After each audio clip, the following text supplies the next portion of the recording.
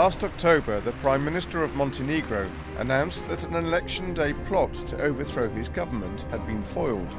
Pro-Russia conspirators opposed to his aim of joining NATO were alleged to be responsible.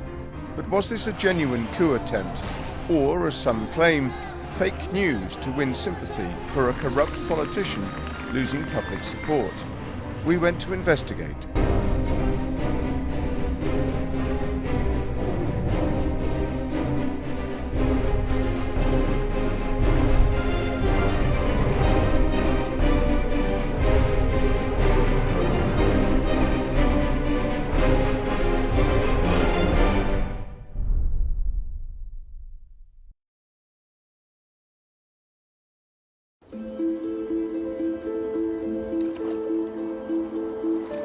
With its dazzling Adriatic coastline, magnificent mountain ranges, and picture-postcard medieval towns, tiny Montenegro is undoubtedly one of the most beautiful countries in the Balkans.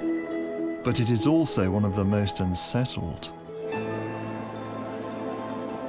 Take the peculiar events of October 2016, which could have come straight from a spy novel. On the day of the general election, then Prime Minister Milo Đukanovic, a divisive figure who was once accused of links with the Italian mafia, declared that Russian assassins were at large in the country and that a coup attempt by pro-Russian, pro-Serbian elements of the opposition had been foiled. It was not a video game. It was not just anybody's invention. It was a serious business. In the weeks that followed, media coverage focused on the sketchy details of the plot as they slowly emerged. Arrests, a weapons haul, and according to Milivoje Katnić, a state prosecutor, the alleged conspirators' foreign connections. Organizatori ove kriminalne grupe, a to su bili nacionalisti iz Rusije, su kao... But those accused deny any involvement in a plot. In fact, they question whether there was any plot at all. U Crnoj Gori očigledno nije bilo nikakvog državnog udara. Radilo se zapravo o lažnom državnom udaru i o akciji u organizaciji specijalnog državnog tužioca koja je za posljedicu imala povećanje glasova Demokratskoj partiji socijalista.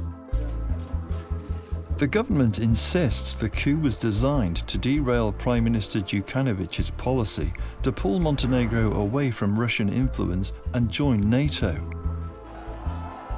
But the opposition claim the coup was concocted to create panic and divert attention amid an election where the divisive issue of NATO might have cost Đukanovic power. Danas je veoma teška situacija u ovoj maloj zemlji. Bojimo se da bi se situacija mogla oteti kontroli. It's difficult to know exactly where the truth lies, but some critics say the government is no stranger to manipulating voters.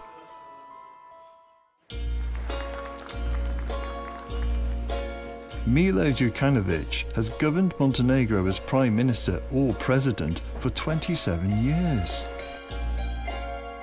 In that time, the country's foremost anti-corruption campaigner, VANJA, has observed a succession of less than legitimate elections. Last October's, she says, was no exception.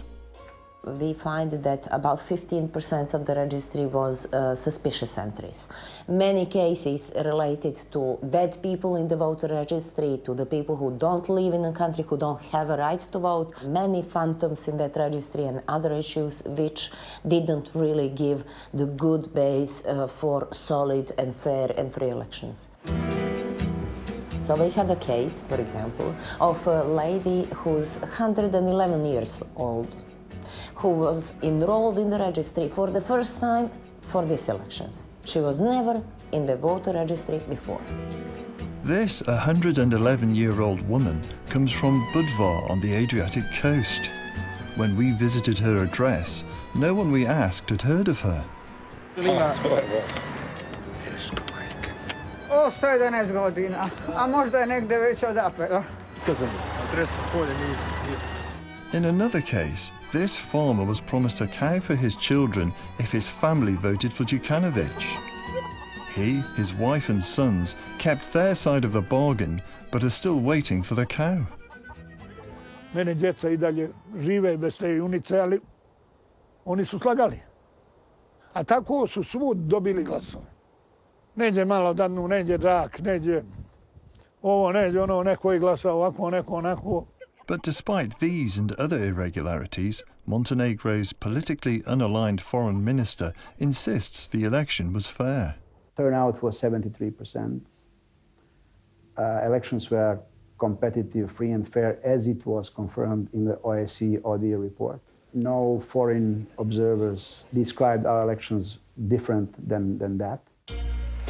In the end, Djukanovic's party, the Democratic Union of Socialists, won more seats than any other, enabling him to form a coalition government. Then, he inexplicably announced he was stepping down and appointed former secret police chief Dusko Jovanovic as Prime Minister designate. 20 Serbian and Montenegrin citizens have been arrested in connection with the election day coup, on evidence which so far is leaving many unconvinced. I really think that everything was done contra through the procedures, especially having in mind that, the way that information was published by the media that is under direct control of the government immediately had a very political smell of it. Several police telephone intercepts show conversations between two conspirators hundreds of miles apart. Inexplicably, in some of these documents, both caller and receiver seem to be using the same telephone number at the same time. According to police records, the suspect making the call and the suspect receiving the call are using the same telephone number. I am not an expert of that. I heard it was adjusted like that. Adjusted? It is the story goes, but I don't know. But there are lots of, these are police documents. If it is not valid, I am sure that capable attorneys will prove it. This, the skeptics say, is not the only glaring inconsistency in the state's case. According to a statement made in October by alleged coup plotter Mirko Velimirovic, the key witness for the prosecution, the weapon to be used to assassinate Djukanovic was ready and waiting in Montenegro, and he even took a photograph of it. 2 months later, he swore in court that the weapon never reached Montenegro, that it was destroyed in neighbouring Kosovo, on the orders of the special prosecutor Katnić. Dakle, Milo Đukanović je imao podatke da gubi izbore 16. oktobra i morao je očigledno da smisli nešto što će mu omogućiti da, ako rezultati budu tako nepovoljni kako su pokazivala ispitivanja javnog mnjenja, da uvede vanredno stanje. Whatever the truth of such claims, Djukanovic did manage to hold on to the power he's exercised since Montenegro separated from Serbia. He was almost 30 years, actually 27, I think, on power as prime minister president, changing this position. I think still he pulls a string in Montenegro, and in his period he done a lot to actually help organized crime to operate, not just in his country, Montenegro, but also globally. Over the years, Djukanovic has been dogged by many scandals, notably the privatization of Montenegro's second largest bank, Privabank, in 2006. Sold to Djukanovic's brother and sister in shady circumstances, it then became mired in scandal. Djukanovic and his family owns one of the largest banks in Montenegro. That this bank was heavily used for this cocaine cartel in terms of laundering money.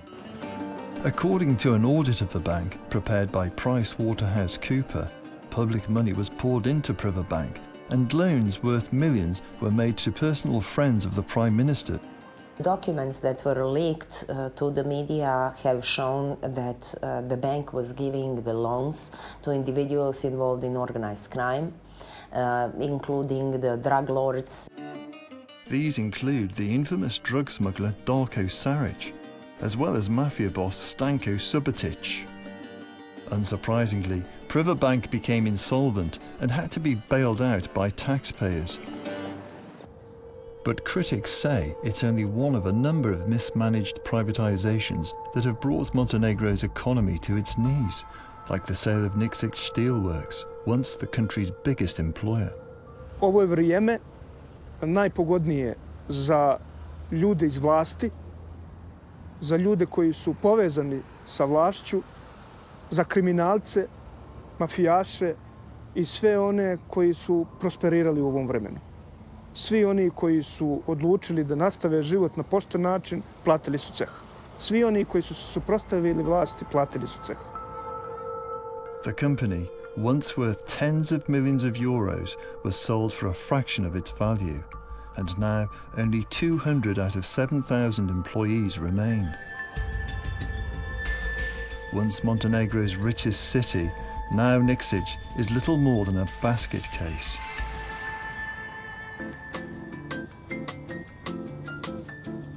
It stands in stark contrast to the opulence of Porto, Montenegro, a pet development project of Jovanovic on the country's spectacular Adriatic coast. We have one of the most beautiful pools in the world, 64-meter-long infinity pool, part of the Porto Montenegro Yacht Club. There is this great art piece done by famous Catalonian artist Jaime Plensa. We have first five-star hotel, so it's a process of changing Montenegrin's image and face of contemporary Montenegro. Porto Montenegro has been dubbed the new Monte Carlo, and with good reason. Handmade pastries are flown in daily from France for the boulangeries and luxury hotels. It's a magnificent setting. The ornamental palm trees imported from Uruguay lining the jetty complete the picture of this playground for the super rich.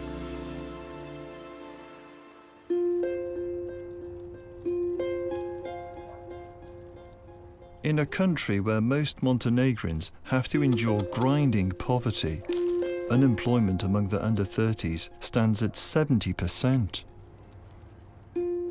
Konik, a settlement on the outskirts of the capital Podgorica, is a case in point. A sprawling, rubbish-strewn wasteland, covered with ramshackle wooden huts, tents and containers. Thousands live there, unemployed Montenegrins, Roma, and refugees from the Kosovo conflict, eking out a grim existence. Life is not good, but it's no have job, no working. Every children going to Gebridge to take for bread in Gebridge, do you know? But no have school and no have education. This gulf between rich and poor helps contribute to the unpopularity of Jovanovic in some quarters. His constant re-election upsets many. However, there are consequences for those who speak out. Following her report on the 2014 election, which contained allegations of bribery and fraud on the part of Jovanovic's party, the DPS, VANJA Čalović became the victim of a shocking smear campaign in a tabloid widely available in Montenegro, involving forged images purporting to be Čalović engaged in sexual acts with an animal. There was also a link to a fake video. It was published in 54 cover pages of one media, in 2 rounds. Who has the money to pay for that, Or who has the interest to support that? How is it possible that the state couldn't react to it in any other way? Where is that bottom line, What's next and who's next? Before Čalović could sue the newspaper and website for defamation, she herself was prosecuted for defamation in the country's heavily politicized courts, when she publicly criticized the owner of the website showing the video, who happened to be a close friend of the Prime Minister, though the case was ultimately thrown out. Critics say there is little reason to expect that things will change under the new Prime Minister, Dusko Jovanovic.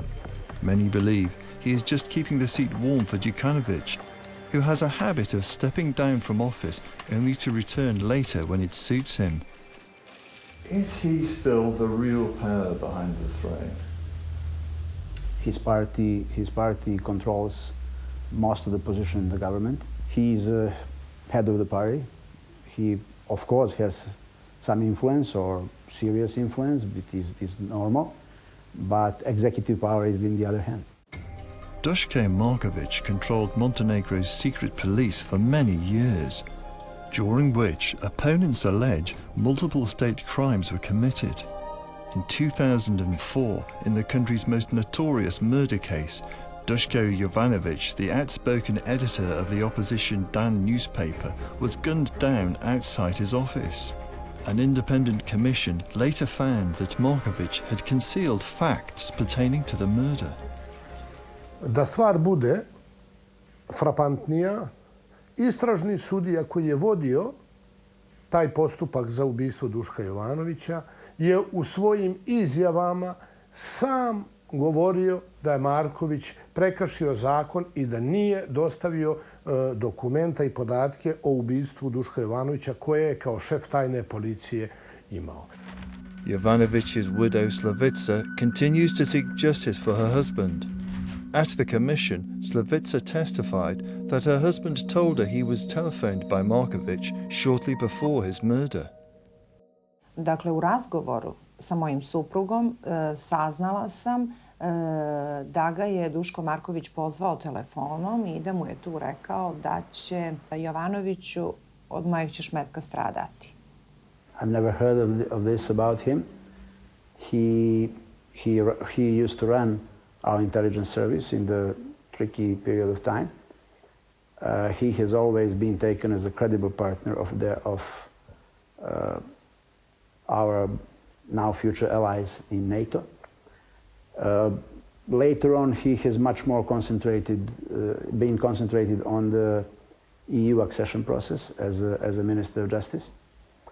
And I don't see why someone should be accused being in the past head of the intelligence if he occupies the position of the head of the executive power.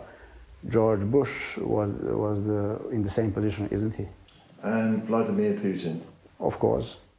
The new Prime Minister denies threatening the murdered newspaper editor and also denies involvement in any violent attacks on government critics during his tenure as secret police chief. But nevertheless, Montenegrin journalists say they live in fear of state reprisals. Marko Vesovic won this year's prestigious Journalist of the Year award. If you're critical on the government, you can find yourself in lots of problems, and as years go by, that situation is getting worse and worse. It doesn't get any better at all. I'd like to show you some of the photos of the attacks on journalists in Montenegro and see our colleague Tufik Softic. He was badly beaten by a group of unknown attackers, and a bomb was dropped on his house. Such attacks, reporters say, have an obvious purpose. It sends a very clear message to every young woman and man in Montenegro that wants to do journalism, especially journalism that is connected with the criticizing the government, holding government accountable for the various things. Don't do that, because either you will be shot, you will be beaten, or you can end up in a pro-government newspaper where the most horrible and most horrific stories. In 2015, Jukanovic was ironically named Person of the Year by an international NGO, the Organized Crime and Corruption Reporting Project. One of its Belgrade-based reporters says it follows on from earlier accusations by Italian prosecutors of involvement in a huge mafia-style cigarette smuggling network, allegations Jukanovic denied. Jukanovic and his friends managed to get out of this case. They were indicted for criminal organization and for engaging in these crimes, but thanks to his diplomatic immunity, he managed somehow to get out. None of these concerns seem to have bothered those Western leaders supportive of Jukanovic's efforts to steer Montenegro towards NATO and the EU. He personally and members of his family are involved in different kind of criminal activities. You know, no one really wants to see Jukanovic as head of Montenegro, but, you know, the West is ruling on the basis of their own interests and deciding that he is better choice for fulfilling things related to NATO in particular than some opposition parties. But the issue of NATO membership has polarized the country. These protests last year brought Montenegro to the brink. A 2014 internal government document compiled by Ipsos Market Research Company showed that while 35% of people were in favour of joining NATO, 57% would oppose it. And an overwhelming 84% of the population would like the issue to go to a referendum. More recent surveys have shown figures moving slowly the government's way, but still it's shy of trusting the public with a decision. Given that it's such a divisive issue, don't you think it should have been put to the people in a referendum, perhaps? No, we don't have reason for that. A referendum is politically tricky. The reasons behind NATO's unpopularity are simple. In 1999, during the Kosovo conflict, the alliance conducted a bombing campaign against Serbia, of which Montenegro was then a part. Moma Knežević lost her son, Miroslav, when a bridge in the town of Marino, of no strategic importance, was targeted. 3 adults and 2 young girls also died. Moma showed us this shocking photograph of all that remained of her son after the raid. Kad je naišla baba od ovih djevojaka da ih traži, ona je našla Miroslavovu nogu na kolima, koja su kola bila tu parkirana, i njenu glavu od ove male. Every day, Moma has to cross the bridge where her son lost his life. But a more hidden legacy of NATO's bombing campaign is only now becoming apparent.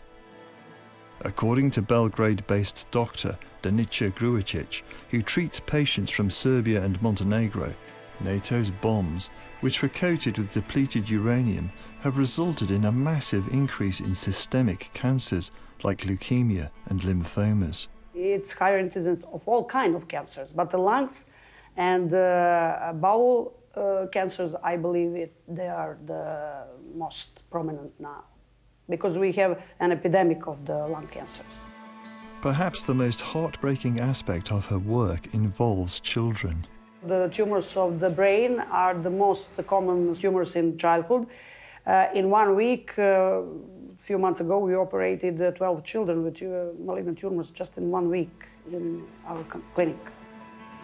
I think that NATO is a criminal organization for me, and I believe that a lot of people in Montenegro also believe so. Crna Gora strateški za nepunih 14.000 kvadratnih kilometara okružena državama NATO-a, ne na nekom posebno važnom strateškom položaju, ne znači ništa NATO savezu. And many are indeed puzzled why the biggest military alliance on earth wants a tiny country with a paltry $37 million military budget and a combined armed force of a mere 1,900 personnel. Predstavljajući svoje političke protivnike kao neke ruske eksponente i navodno velikom zabrinutošću da će Rusi uzeti Crnu Goru, on je poslao pogrešnu poruku NATO zemljama. Amid rising tensions, the Montenegrin parliament has voted to strip opposition leader and NATO opponent Andrija Mandic of immunity from prosecution, citing involvement in the alleged election day coup. When Mandic arrived at parliament awaiting his arrest, a large crowd of supporters gathered. To defuse a potentially explosive situation, prosecutors assured protesters outside that the MP would not face immediate arrest. Da smo shvatili i mi protivnici učlanjenja Crne Gore u NATO i oni drugi iz opozicije koji su za učlanjenje, da je ključni problem Crne Gore Đukanović i njegov kriminalizovani i korumpirani režim.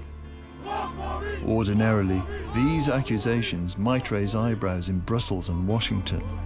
But following the foiled coup, they've been brushed aside in the name of realpolitik, highlighting once again the shortcomings of a Western policy which prizes stability above transparency in Europe's most volatile neighbourhood.